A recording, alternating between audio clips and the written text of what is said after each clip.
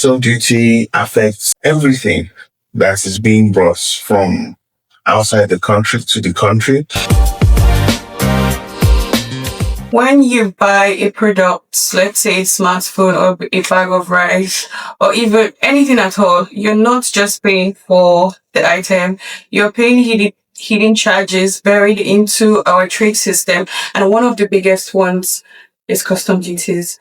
Welcome to Talk Policy with NPAC, where we dissect issues affecting the business landscape in Nigeria. My name is Anita, and today we want to talk about a very pressing issues, custom duties in Nigeria and how it affects the final price of goods in the market. For many businesses in Nigeria or for many Nigerian importers, clearing goods with the customs is not just a formality. It could mean a lot of things like delays, unpredictable tariffs, and like informal payments that like skyrocket the cost of goods. And all of this doesn't just end at the port. It follows the goods back to the market, to the homes, and to you finally as a consumer. Custom duties are supposed to serve various purposes like protecting the local industry and generating revenue for the federal government. But in Nigeria, there's been a lot of complaints about unpredictability, unreliability, high cost of duties and stuff like that. And that's why in this episode, we want to have a one-on-one conversation with an experienced person, Dr. Igwe, the chairman of our manufacturing trade group, to give us more insight on these custom duties and how they affect us at the end of the day. Good afternoon, Dr. Igwe. Thank you for your time today. We are from the Talk Policy with NPAC channel. We are shooting an episode on custom duties and how it affects the final price of goods for Nigerians, or Nigerian custom duties and how it affects them. So first of all, we want to know what custom duties are and how they affect the price of goods people buy in the market, especially essentials like food, medicine, and even locally produced stuff. Okay. So you're very welcome.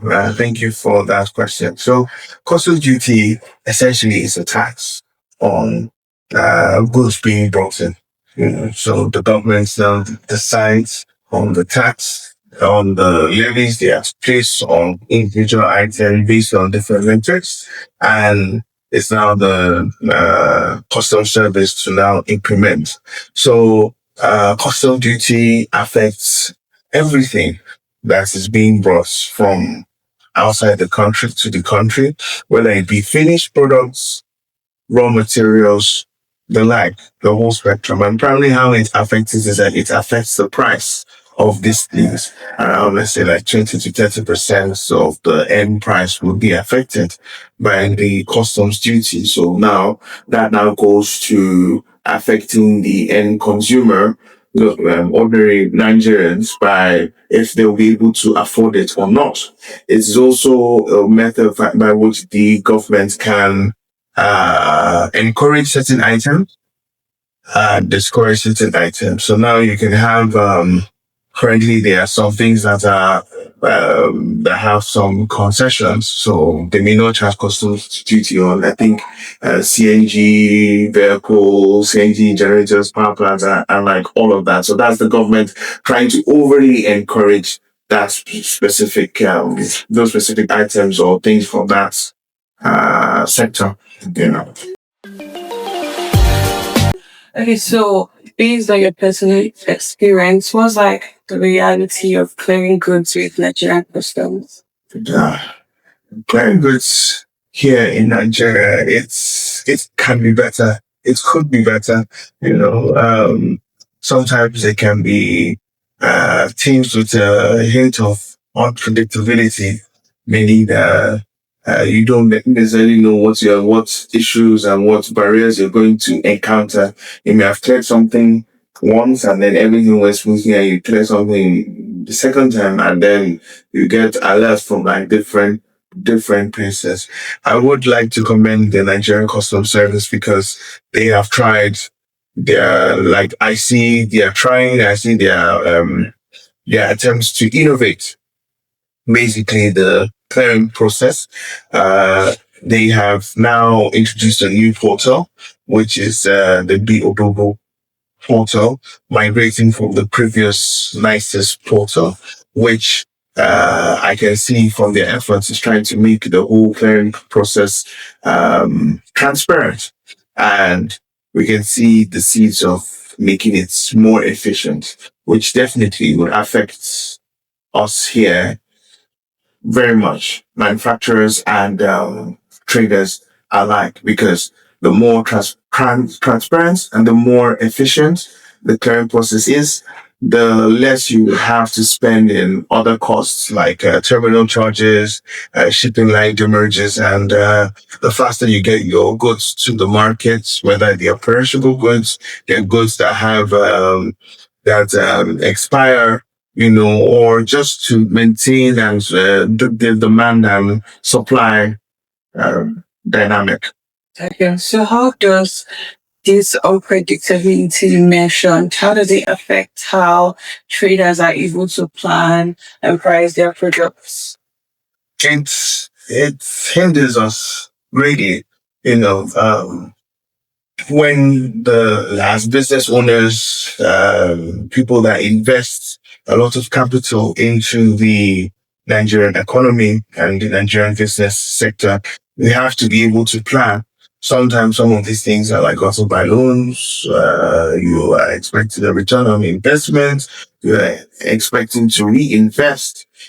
So when some segments of that is unreliable or unpredictable, you are less likely to want to invest in it, because then you are being exposed to potential losses that you are unaware the magnitude, and if you be able to survive those shocks, and especially if it is if it is in an aspect that is it is human factor, human controlled, like the clearing process, the Nigerian Customs Service. I believe that it should be something that should be tackled. As the chairman of the manufacturing trade group, sometimes we have complaints, or some of our members expressing concern. There was this one that brought something worth $10,000, and then uplifted to $200,000.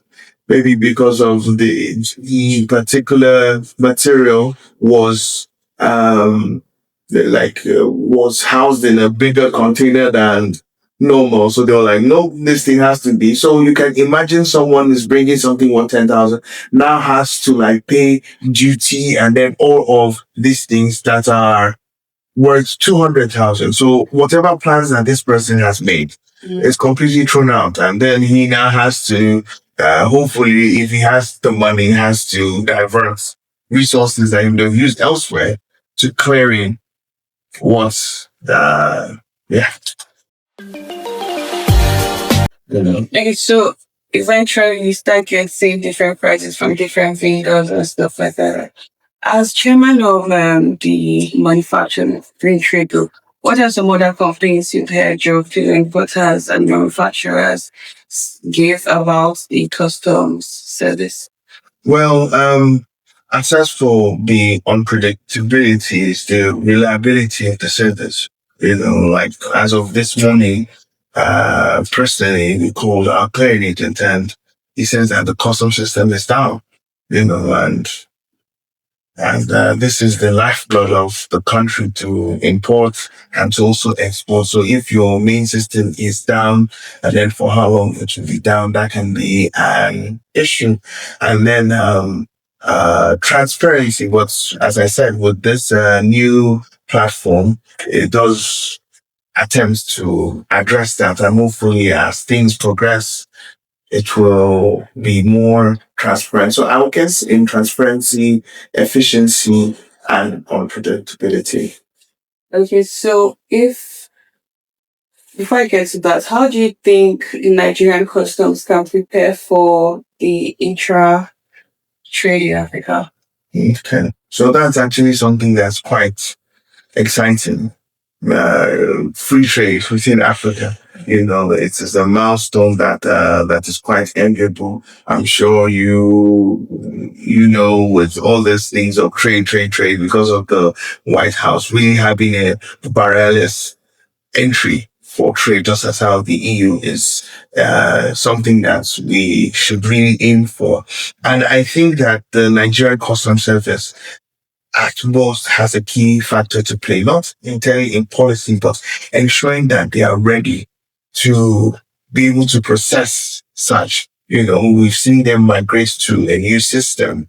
So now it is hopefully before the time that the free trade should happen, we are sure that the system is working, it is robust, it is reliable, and it can handle the traffic, because definitely there will be increased traffic, both going out and coming in.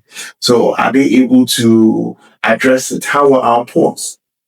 I think one of our members actually complained that there was a time that the arm used to lift the container and then drop its spokes. So everything was ground still in that particular port. So how are the ports being maintained? What's their oversight function with the Nigeria Port Authority? And do we need to invest in additional ports in Port Harcourt, Owerri, and then all these other places who are not as vibrant as the Lagos, to more investments, to more awareness of the existence of those ports and the functionality of those ports, so that to ensure that we have enough capacity. So by the time that is implemented, we'll be able to handle whatever comes. Okay. Thank you. So our final question is, if you had an opportunity to sit with policymakers, what are 3 recommendations you give them to kind of reform the whole process, or at least make it more bearable for Nigerian businesses? And the final conclusions. Okay. So obviously, the last thing is predictability. Once you're able to predict, you are able to plan properly, and you're able to, implement what you have to do properly. So, I think that firstly, there should be enough engagement between stakeholders, right? Obviously, the customer service, the importers, the clearing agents, everybody that is involved in actually the clearing, in the importation and clearing process in Nigeria, SON, NAFDAC, and whatever, right?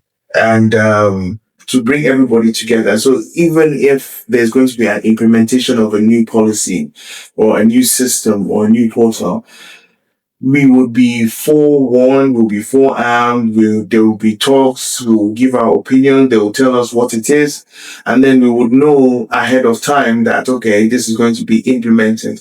So I'll give you an example. We've had, recently, I think also last week, Monday, an implementation of a 4% FOB charge on all imported goods. Now, if there were talks about this, right? But we didn't know that it was actually going to come effect until Monday, and I believe that the customs service and those in charge could have done better by actually say, okay, it has been decided, and give businesses some time to be able to see how the charge affects us, how it affects our bottom line, how it's going to affect our customers, so that we can better prepare for it. If there's another thing in terms of the efficiency and transparency of the progress, we can see that they've implemented a new portal, which is the Odogo portal, which is a commendable attempt to improve that.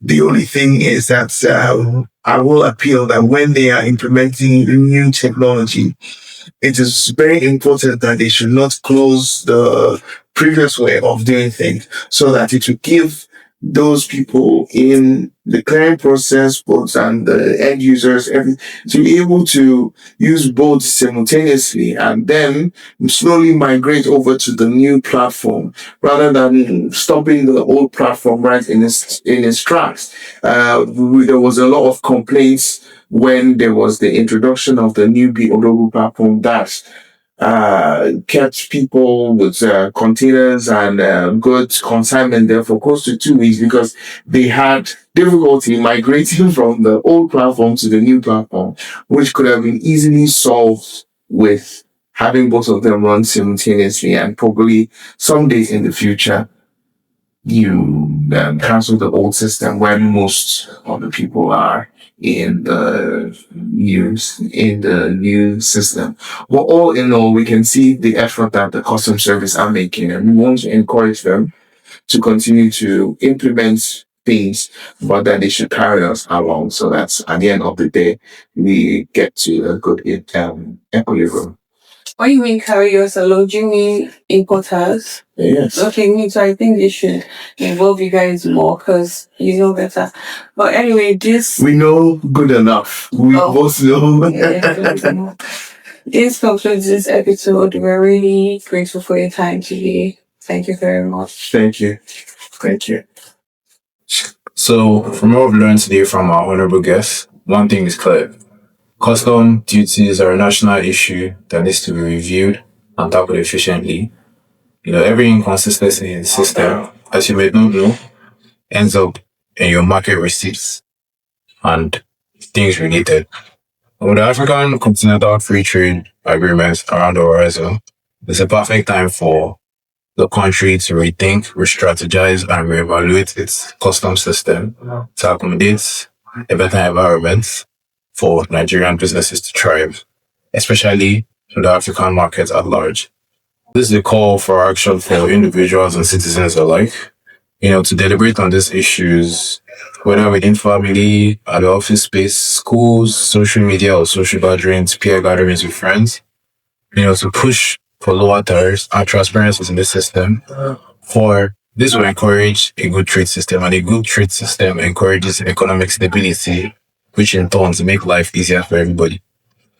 So also, I want to plead to viewers, if there are also any issues or any policies governing businesses around the country that you'd like us to cover on, you can comment to us and we'll gladly want to work on it and discuss around in our next episodes or episodes coming up. Thank you, and please don't forget to like, share, and subscribe to our page. Catch you soon.